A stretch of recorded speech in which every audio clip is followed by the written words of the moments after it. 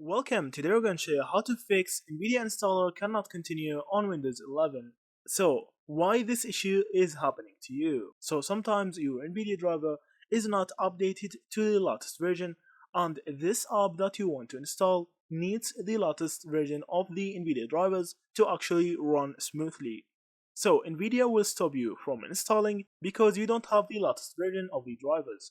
So how to actually make the app installation work? So first you need to open your browser as see from here.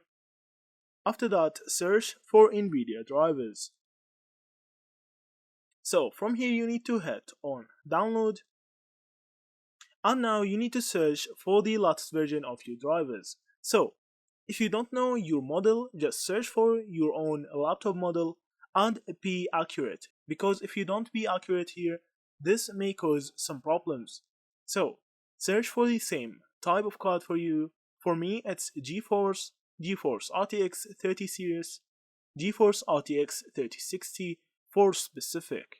After that, choose your Windows type, Windows 11, 10, 7 or anything like that, and then hit on find. Now they will give you two types of installations.